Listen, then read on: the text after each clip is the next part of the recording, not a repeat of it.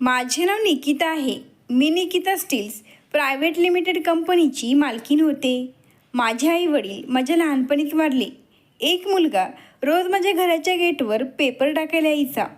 एकदा मी त्याला चहासाठी बोलावले आणि त्याने रविवारी येण्याचे मला वचन दिले. पण त्यापूर्वीच माझा अपघात झाला आणि माझी एक किडनी खराब झाली. माझ्या कंपनीच्या मॅनेजरने मला सांगितले की एका मुलाने तुम्हाला किडनी दान केली आहे. आम्ही त्या मुलाला शोधण्याचा खूप प्रयत्न केला, पण आम्हाला तो मुलगा काही सापडला नाही. पुढे बऱ्याच वर्षांनी एक मुलगा माझ्याकडे आला. तेव्हा त्याने जे काही सांगितले ते ऐकून मी पूर्णपणे भारावून गेले. माझे नाव सूरज आहे. घरची परिस्थिती हालाकीची असल्यामुळे मी रोज सकाळी लोकांच्या घरी पेपर टाकायचे काम करायचो. मी सायकलच्या हँडलमधून वर्तमानपत्र काढले आणि निकिता निवासच्या मुख्य गेटवर फेकले. तेवढ्यात गेट उघडून साधारणतः 25 वर्षांची एक सुंदर तरुणी बाहेर आली आणि म्हणाली, तुम्ही असे वर्तमानपत्र का फेकता? जर पेपर पाण्यात पडला तर? त्या तरुणीचा आकर्षक चेहरा आणि कोकिळासारखा मधुर आवाज पाहून मी तिच्यावर खूप प्रभावित झालो. त्यानंतर मी त्या तरुणीला म्हणालो, मॅडम, मी उद्यापासून काळजी घेईन. त्यानंतर ती गेटच्या आत गेली. गेट बंद झाल्यावर मीही माझ्या सायकलवरून इतर पेपर टाकायला पुढे निघालो. मला रोज सकाळी सुमारे 200 पेपर टाकावे लागायचे. प्रत्येक घरात सकाळी 9च्या अगोदर पेपर टाकावाच लागायचा. मी इतका घाईत असायचो की मी माझ्या सायकलवरूनच लोकांच्या मेन गेटवर पेपर टाकत पुढे जायचो. पेपर टाकून झाल्यावर मी वेळेवर माझ्या कॉलेजला जायचो. पण त्या दिवसापासून निकिता निवासच्या गेटवर मी कधीही पेपर फेकला नाही. सायकल पार्क करून मी गेटच्या आतील भागात लटकवलेल्या एका पिशवीत पेपर टाकून पुढे जायचो. कधी कधी ती सुंदर तरुणी मला गेटवर भेटली तर ती मला तिच्या सुरेख आवाजात गुड मॉर्निंग म्हणायची. नकळत माझ्याही तोंडातून गुड मॉर्निंग असे शब्द बाहेर पडायचे. आज मला कॉलेजला जायला उशीर झाला होता, त्यामुळे मी कॉलेजला जाणे टाळले. मग मी घरात बसून तरी काय करणार, म्हणून मी नाश्ता केल्यावर माझ्या वडिलांची ऑटो रिक्षा घेऊन निघालो. घरी बसून राहण्यापेक्षा रिक्षावर थोडे पैसे कमवता येईल या विचाराने बाहेर पडलो. मी एका प्रवाशाला स्टँडवर सोडून परत येत असताना मला निकिता निवासमधली ती सुंदर तरुणी एका गॅरेजजवळ तिच्या कारपाशी उभी असलेली दिसली. तिला पाहून मी रिक्षा थांबवली. तितक्यात तिचे लक्ष माझ्याकडे गेले आणि म्हणाली, अरे तू इकडे? यावर मी म्हणालो, मॅडम, आज कॉलेजला सुट्टी आहे, तेवढेच 2 पैसे मिळतील, म्हणून मी वडिलांचा ॲटो घेऊन धंदा करत आहे. मला बघून ती हसली आणि म्हणाली, ऑफिसमध्ये एक अर्जंट मीटिंग होती आणि गाडीसुद्धा गॅरेजवर सोडायची होती. दुसरी गाडी घरी उभी आहे, पण ड्रायव्हर काका अजून आले नाहीत. मी इथे ॲटोची वाट बघत होते. मग मी लगेच म्हणालो, चला मॅडम, मी तुम्हाला माझ्या ॲटोमध्ये सोडतो. मॅडम माझ्या ऑटोमध्ये बसल्या आणि म्हणाल्या, तुम्ही पेपर टाकायचे काम सोडले का? नाही मॅडम, माझ्या वडिलांची तब्येत आज थोडी बिघडली आहे. घरचा खर्च फक्त ॲटोतूनच चालतो आणि मी सकाळी पेपर टाकायचे काम करतो. त्यातून माझा कॉलेजचा खर्च भागतो. यावर मॅडम म्हणाल्या, तुम्ही खूप कष्ट करता. जवळपास आम्ही 1 किलोमीटर पुढे गेल्यावर अचानक माझा ॲटो बंद पडला. मी अनेक वेळा ॲटो चालू करण्याचा प्रयत्न केला, पण ॲटो काही सुरू झाला नाही. ॲटोचे डिझेल संपले आहे हे समजायला मला वेळ लागला नाही. मला उदास पाहून त्या म्हणाल्या, काय झाले, डिझेल संपले का? कदाचित हे त्यांनी लगेच ओळखले होते. मी दुसऱ्या ॲटोत जाते असे म्हणत त्या ॲटोतून खाली उतरल्या. माझ्या दुर्दैवाबरोबरच माझे नशीबही कमी निघाले. ॲटोमध्ये डिझेल संपल्याने मी माझे दुर्दैव मानावे की नशीब हेच मला समजत नव्हते. पण काही अंतरावर माझा जिवलग मित्र रमेश त्याच्या बाईकवर बसून फोनवर कोणाशी तरी बोलत होता. मी धावत त्याच्याकडे गेलो आणि त्याला माझी कथा ऐकवली. यावर त्याने लगेच त्याच्या बाईकची चावी माझ्या हातावर ठेवली आणि म्हणाला, जा, काळजी करू नकोस. कदाचित तो त्याच्या गर्लफ्रेंडसोबत फोनवर बोलत असावा. बरं, मी बाईक घेऊन मॅडमजवळ आलो. बसा मॅडम. पण अहो, ही बाईक कुठून आणली? माझ्या मित्राची आहे. तुम्हाला तुमच्या ऑफिसमध्ये वेळेवर पोहोचवतो. ठीक आहे, चल जाऊया. असे म्हणत त्यांनी त्यांचा ड्रेस सांभाळला आणि मुलांप्रमाणे दोन्ही बाजूला पाय ठेवून माझ्या मागे बसल्या. त्या रस्ता दाखवत होत्या आणि मी बाईक चालवत होतो. खांद्यावर तिच्या फुलांसारख्या मऊ हातांचा स्पर्श खूप आनंदीदायी आणि रोमॅन्टिक वाटत होता. मी गोड स्वप्नात हरवून जात होतो. हा सुखद प्रवास कधीच संपू नये अशी मनापासून माझी इच्छा होती. तिला मिळवण्याची इच्छा मनात डोकावू लागली. आनंदाने माझे हृदय आकाशात उडू लागले. पण आकाशात जागा न मिळाल्याने मी जमिनीवर कोसळलो. जेव्हा माझ्या कानांनी हा आवाज ऐकला, अहो, माझे ऑफिस मागे गेले. मी स्वतःवर नियंत्रण ठेवलं आणि बाईक थांबवली. तिने हळूच माझ्या खांद्यावरून हात सरकवला आणि बॅग पकडली आणि बाईकवरून उतरताना म्हणाली, तुमचे खूप खूप आभार की तुम्ही मला वेळेवर पोहोचवलेत. इथे माझे ऑफिस आहे. त्यांचा हात माझ्या खांद्यावर निसटला. जणू माझा जीवच माझ्या अंगातून निसटला असे मला वाटत होते. माझे स्वप्न भंगले. तेव्हा मी Nikita steels and private limited कंपनीसमोर उभा होतो. निकिता स्टील्स हा शहरातील सर्वात मोठा आणि प्रसिद्ध स्टील प्लांट होता. मी निकिता स्टीलचे नाव देखील चांगले ऐकले होते आणि मी हे देखील ऐकले होते की या कंपनीची मालक एक मुलगी आहे. मी सावधपणे विचारले, तुम्ही या कंपनीत काम करता का? यावर त्या म्हणाल्या, नाही, माझे नाव निकिता आहे. ही माझी कंपनी आहे. मी या कंपनीची मालकीण आहे. हे ऐकून मला माझ्या कानांवर विश्वासच बसेना की मी इतक्या मोठ्या कंपनीच्या मालकीणीसमोर उभा आहे. यावर मी म्हणालो, मी तुम्हाला खूप दिवसांपासून ओळखत आहे, पण मला माहीत नव्हते की तुम्ही निकिता स्टीलचे मालक आहे. मी मनात विचार करत होतो की आज मी त्यांच्यासोबत कोणते कोणते स्वप्न बघत होतो. मी कुठे आहे? ही माझ्यासाठी आंबट द्राक्ष आहेत आणि मी ती मिळवण्याचे स्वप्न पाहत होतो. मग तिने तिची छोटी हँडबॅग उघडली आणि 500 रुपयाच्या 2 नोटा माझ्या हातात टेकवल्या. मी हात जोडून नाही म्हटलं, तरी देखील त्यांनी ते पैसे माझ्या शर्टच्या खिशात ठेवले आणि म्हणाल्या, तुमच्या ॲटोचे डिझेल संपले आहे, भरून घ्या. तेवढ्यात कंपनीचे गेट उघडून वॉचमन बाहेर आला आणि त्याने निकिताच्या हातातील बॅग घेतली. निकिता त्याच्या मागोमाग कंपनीत शिरली. त्यानंतर कंपनीचे गेट बंद झाले. आज संध्याकाळी मी जेवण करून झोपायला माझ्या कॉटवर गेलो, पण झोप माझ्या डोळ्यांपासून कोसं दूर होती. रात्रीचे 2 वाजले होते. कॉटवर पडूनसुद्धा झोप लागण्याचे नाव घेत नव्हती. निकिताचे प्रेम हे माझ्यासाठी दूरचे स्वप्न होते आणि तिच्यावर प्रेम व्यक्त करण्याची हिंमतसुद्धा माझ्यात नव्हती. पण मनातले प्रेम मी कसे नष्ट करू शकतो याचा विचार करू लागलो. कारण ती करोडोंची उलाढाल करणाऱ्या निकिता स्टील्स कंपनीची मालकीण होती आणि मी एका गरीब रिक्षा चालकाचा मुलगा होतो.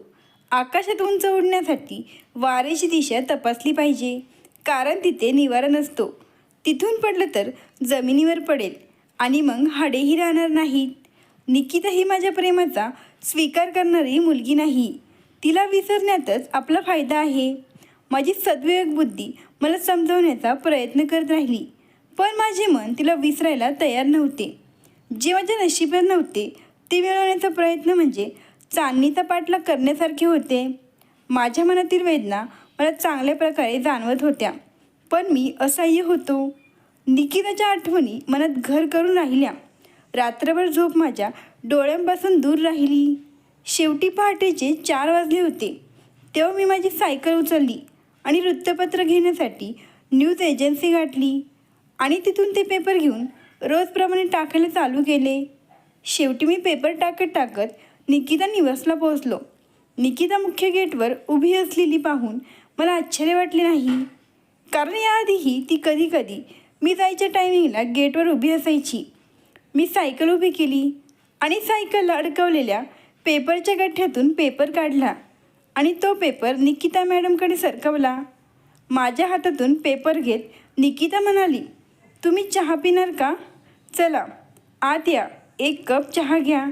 तुम्ही सकाळी लवकर घरून निघत असेल ना, त्यामुळे तुम्हाला चहाही घेता येत नसेल. यावर मी म्हणालो, होय, पण आता मला उशीर होतोय. मला बाकीचे पेपर प्रत्येकाला वेळेवर पोहोचायचे आहेत. यावर निकिता मॅडम म्हणाल्या, तुम्हाला कोणत्या दिवशी वेळ मिळेल? मग मी म्हणालो, मॅडम, लवकर पेपर वाटून 1 दिवस मी नक्की येईन. कशाला?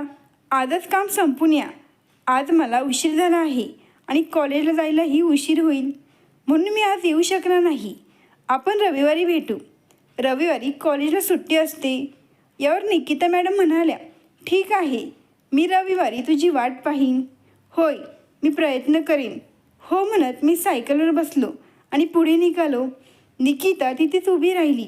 काही अंतर गेल्यावर मी मागे वळून पाहिली तर निकिता माझ्याकडे बघत उभी होती.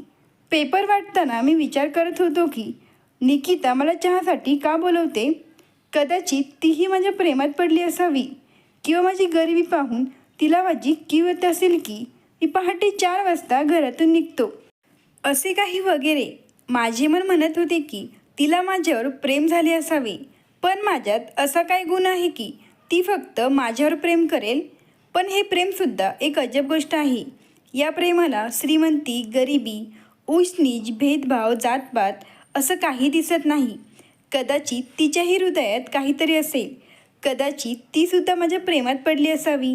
काही असो, मी तिला रविवारी चहा घ्यायला येण्याचे वचन दिले आहे. किंवा तिला प्रेम व्यक्त करायचे असेल. माझे हृदय अश्रूंनी फुटू लागले. मला स्वतःचाच राग यायला लागला. एवढं लांबलचक वचन का दिलं? कारण रविवार येण्यासाठी अजून 4 दिवस बाकी होते. घाईत वेळ काढता आला असता. दिवसावेळ मिळाला नसता तर रात्रीसुद्धा जाऊ शकलो असतो. पण हे 4 दिवस कसे घालवणार? उद्या सर्व वर्तमानपत्रे वाटून तिच्या घरासमोरून परत जाईल. मी तिला अनेकदा गेटवर भेटतो. निकिताला भेटण्यासाठी तर कॉलेजला सुट्टीही मान्य आहे. असा विचार करून मी वृत्तपत्रे वाटून त्याच मार्गाने परतलो. पायांनी सायकलचा वेग वाढवला. निकिता गेटवर उभी असलेली सापडेल आणि पुन्हा चहासाठी आग्रह करेल असे वाटत होते. माझे हृदय आनंदाने उड्या मारू लागले. निकिता निवास दूरच दिसत होते आणि सायकलही वाऱ्याच्या वेगाने पळत होती. पण हे काय? गेट बंद पाहून मी आकाशातून जमिनीवर आलो. माझ्या पायातून वारा निघून गेला.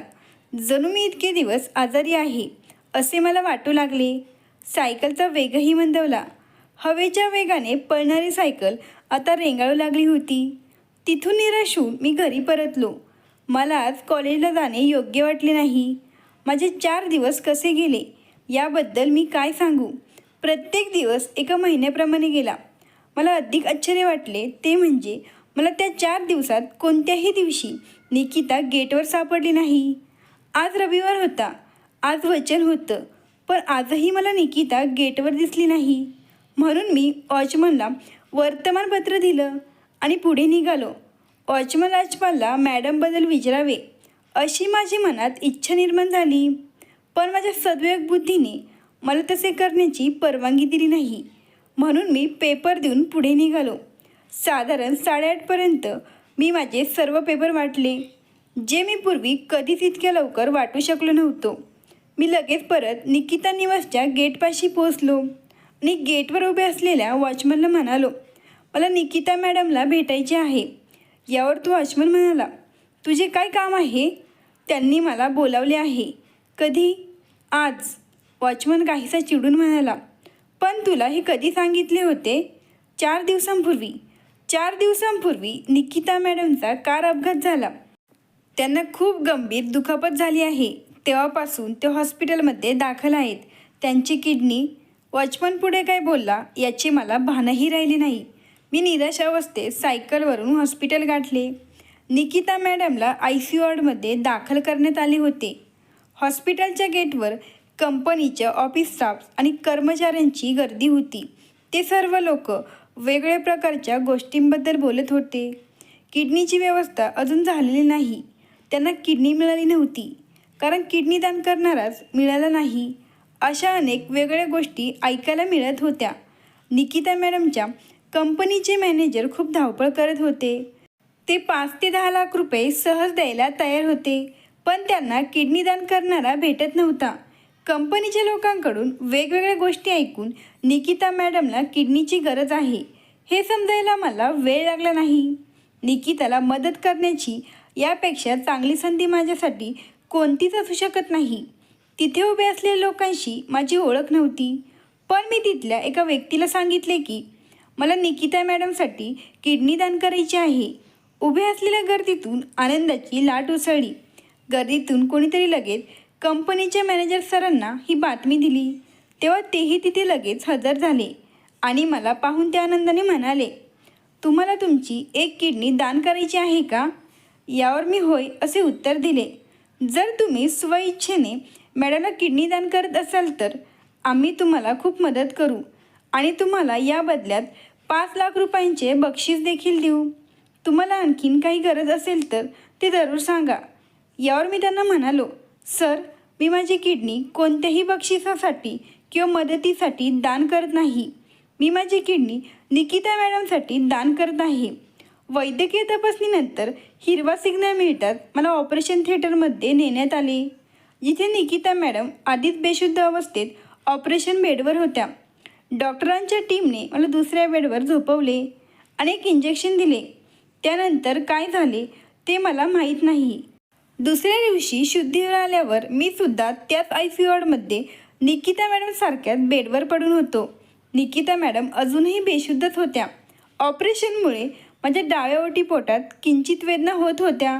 माझी प्रकृती सुधारल्याने मला ICUमधून बाहेर काढण्यात आले आणि 2 दिवसांनी जनरल वॉर्डमध्ये शिफ्ट करण्यात आले. पण निकिता मॅडम अजूनसुद्धा ICUमध्येच होत्या. त्यांच्या प्रकृतीत सुधारणा होत असली तरी प्रकृती खूप गंभीर होती. सुमारे 10 दिवसांनी मला रुग्णालयातून डिस्चार्ज देण्यात आला. निकिता मॅडमची प्रकृती सुधारत होती, पण त्या अजूनही ICUमध्येच होत्या. हॉस्पिटलमधून डिस्चार्जच्या वेळी मलाही निकिता मॅडमला भेटायचे होते, पण काही कारणास्तव डॉक्टरांनी मला भेटू दिले नाही. काचेच्या भिंतीतून निकिता मॅडमला दुरून पाहिल्यावर मी माझ्या घरी पोचलो. 2 महिन्यानंतर माझी MBA टेक फायनल परीक्षा होती. काही ऑपरेशन्समुळे डॉक्टरांनीही मला विश्रांती घेण्याचा सल्ला दिला होता. त्यामुळे मी परीक्षा संपेपर्यंत वर्तमानपत्र वाटण्याचे काम सोडले आणि घरी राहून मी परीक्षेची तयारी करू लागलो. परीक्षेचा निकाल लागतात लाखोंच्या पॅकेजसह कॉलेज कॅम्पसमधून Agarwal steels and private limited कंपनीत असिस्टंट प्रोडक्शन मॅनेजर हे पद मिळाल्यावर माझ्या आनंदाला पारावार उरला नाही. अगरवाल स्टील्स ही निकिता स्टील्सपेक्षा छोटी कंपनी होती, पण 9 लाख रुपयांचे पॅकेज माझ्यासाठी खूप मोठी रक्कम होती.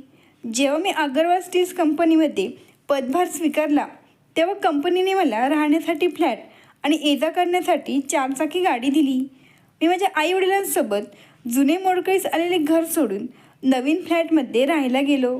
मी माझ्या वडिलांचा ॲटोही विकला. भगवंताच्या स्तुतीमध्ये ते आपले जीवन जगू लागले. घरी कपडे भांडी धुण्यासाठी मोलकरणी येऊ लागल्या, त्यामुळे आईलाही दिलासा मिळाला. मी नवनवीन प्रयोग करून कंपनीच्या उत्पन्नात सुधारणा करू लागलो. वर्षाच्या अखेरीस त्याचे परिणामही चांगले येऊ लागले. अगरवाल स्टीलने कमी किमतीत चांगल्या दर्जाच्या अधिक मालाचे उत्पादन सुरू केले. त्यामुळे अगरवाल स्टीलने बाजारपेठेत आपला दबदबा निर्माण केला. माल कमी किमतीत मिळू लागला आणि वर्षाअखेरीस अगरवाल स्टीलच्या व्यवसायात मोठी तेजी आली. अगरवाल स्टीलने व्यवसायाच्या पहिल्या आर्थिक वर्षात निकिता स्टीलला मागे टाकले. निकिता स्टीलचा व्यवसाय पूर्वीप्रमाणे सुरू असला तरी गेल्या वर्षभरापासून अगरवाल स्टीलने उत्पादन आणि बाजारपेठेत निकिता स्टीलला मागे टाकले होते. निकिता स्टीलने अनेक वेळा आपल्या कंपनीच्या स्टाफच्या बैठकाही घेतल्या, पण परिस्थिती फारशी सुधारली नाही.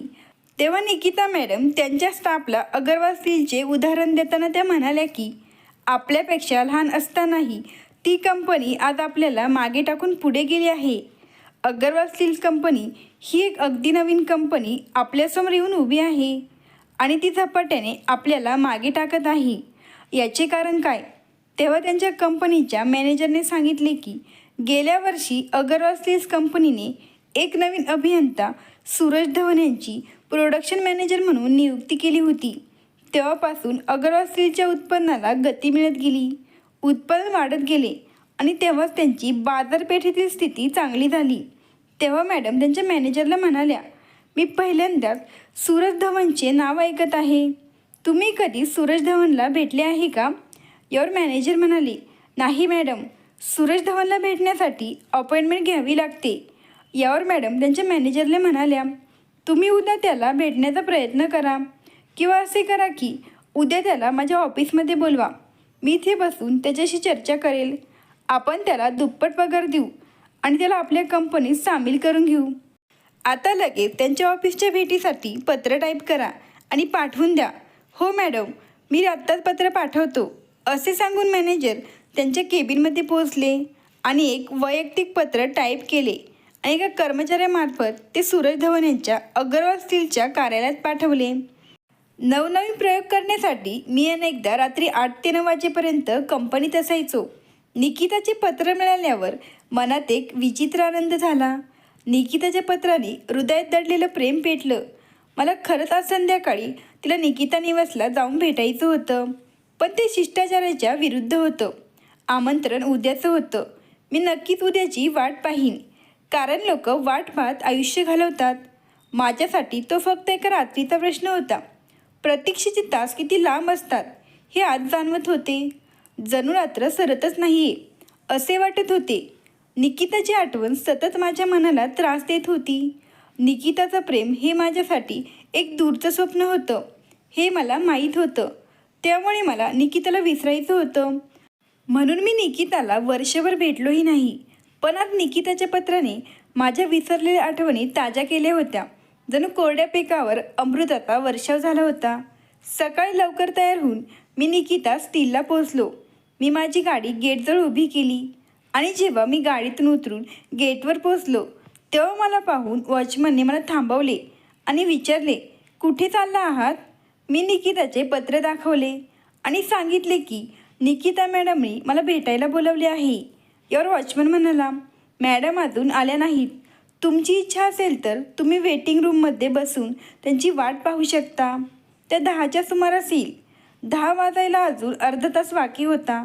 मी वेटिंग रूममध्ये बसून काय करणार? गेटवर उभं राहणं मला योग्य वाटलं. मी वाट पाहत गेटवर उभा होतो आणि मग सुमारे 10:15 एक चमकणारी कार रस्त्याने येताना दिसली आणि निकिता स्टीलच्या गेटवर थांबली. वॉचमनने गेट उघडेपर्यंत निकिता गाडीतून खाली उतरली आणि ड्रायव्हरला पुढे जाण्याचा इशारा केला. मग निकिता माझ्याकडे बघून हसली आणि म्हणाली, अहो, तुम्ही इथे का उभे आहात? यावर मी म्हणालो, मी तुम्हाला भेटायला आलो आहे. इतक्या दिवसांनी तुला आमची आठवण कशी आली? मग मी म्हणालो, तुमच्यावर एक चहा थकीत होता. आज तुम्हाला कर्जातून मुक्त करण्याचा विचार आहे. का नाही? चहा पण मिळेल आणि चहासोबत नाश्ता. चला ऑफिसमध्ये बसून बोलूया. निकिताच्या मागोमाग मी ऑफिसला पोहोचलो आणि ऑफिसमध्ये सोफ्यावर बसलो. एका कर्मचाऱ्याला काही सूचना दिल्यानंतर निकिता माझ्या समोरच्या सोफ्यावर बसताना म्हणाली, आता मला सांगा, कसे आहात? मी ठीक आहे. आजकाल तुम्ही काय करता? तुमचे वर्तमानपत्राचे काम कसे चालले आहे? खूप दिवसापासून तुम्ही पेपर द्यायला काय येत नाहीस? तुमच्या जागी दुसरा कोणीतरी मुलगा वर्तमानपत्रे टाकायला येत आहे. मी पेपर टाकण्याचे काम सोडले आहे मॅडम. मग काय ॲटो वगैरे चालवता का? नाही, मी माझ्या वडिलांचा ॲटोही विकला. तेवढ्याच समोरच्या टेबलावर चहा, नाश्ता आणि काही ड्रायफ्रूट्स ठेवून कर्मचारी बाहेर निघून गेला. आम्ही दोघांनी चहाची कप उचलले आणि चहाचे घोट घेऊ लागलो. चहाचा घोट घेताना निकिता म्हणाली, तू मला सांगितले नाहीस की आजकाल तू काय करतो? काही काम नसेल तर सांग, मी तुला पूर्ण मदत करेन. आणि हो, तुझे नाव काय आहे? आजपर्यंत तू कधी तुझे नावही मला सांगितले नाहीस. मॅडम, याआधी तुम्ही कधी मला विचारलेच नाही. मी पुढे काही बोलायच्या आधी त्यांच्या कंपनीचे जनरल मॅनेजर ऑफिसमध्ये आले आणि मला पाहून काहीसे आश्चर्यचकित झाले. जनरल मॅनेजरला पाहताच निकिताने विचारले, तुम्हाला सूरज धवनचा काही मेसेज आला का? मॅनेजर सरांनी एक दीर्घ सुस्कार टाकला आणि हसत हसत म्हणाले, मॅडम, मला अजून सूरज धवनचा एकही मेसेज आलेला नाही. पण ज्या सूरजबद्दल तुम्ही मला वर्षभरापासून विचारत होता, तोच सूरज तुमच्यासमोर बसला आहे, ज्याने तुम्हाला त्याची एक किडनी दान केली आहे. त्यावेळी यांनी हॉस्पिटलमध्ये सूरज नावाची नोंद केली होती. हॉस्पिटलमधून डिस्चार्ज मिळाल्यानंतर तो आम्हाला भेटलाच नाही. आम्ही त्याला शोधण्याचा खूप प्रयत्न केला, पण तो सापडलाच नाही, कारण त्याने त्याचा पत्ता नोंदवला नव्हता. मॅनेजरचे बोलणे ऐकताच निकिता माझ्याकडे कृतज्ञ नजरेने पाहू लागली. त्यांच्या हृदयात दडलेले प्रेम त्यांच्या डोळ्यातून निसटून गालावर लोळू लागले. निकिताच्या गालावरचे अश्रू पाहून मन हलले. मी स्वतःला थांबू शकलो नाही, म्हणून ते अश्रू पुसण्यासाठी माझे हात निकिताच्या गालापर्यंत पोहोचले. काही वेळ डोळे मिटून निकिताने पुन्हा डोळे उघडले आणि म्हणाली, तू माझी इतकी फसवणूक का केलीस? मी हादरलो आणि म्हणालो, फसवणूक? मी काही चूक केली आहे का? होय, कदाचित ज्याने मला जीवनदान दिले त्याचे आभार न मानण्यात माझी चूक झाली. कारण तुम्ही मला किंवा माझ्या माणसांना तुमची ओळख सांगितली नाही. सूर्य बनूनही तू कायम लपून राहिलास. जर तुम्ही मला तुमची किडनी दिली नसती तर ही निकिता आज या जगात राहिली नसती. तुम्ही किडनी दान करून मला जीवन दिले, म्हणूनच ही निकिता आज तुमच्यापाशी बसली आहे. नाही तर त्याच क्षणी माझा मृत्यू झाला असता. हे धडधडणारे हृदय आणि येणारे जाणारे श्वास फक्त तुमच्यामुळेच आहेत. असे म्हणत निकिताने तिचे डोके माझ्या खांद्यावर ठेवले आणि माझे हात निकिताच्या डोळ्यातील अश्रू पुसू लागले. कंपनीचे जनरल मॅनेजर हे सगळे दृश्य पाहत शांत उभे होते.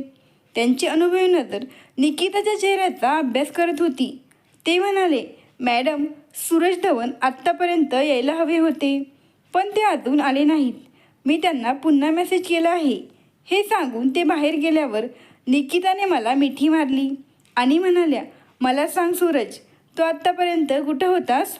माझ्या अंगातून एक थरकाप उडाला. निकितासोबत प्रेम करण्याचे माझे स्वप्न पूर्ण होत होते. तीच निकिता जिचे प्रेम मला दूरचे वाटले होते. मी खूप नशिबान होतो की निकितासुद्धा माझ्यावर प्रेम करू लागली होती. निकितासमोर मी फक्त एक सामान्य मुलगा होतो आणि ती एका कंपनीची मालक होती.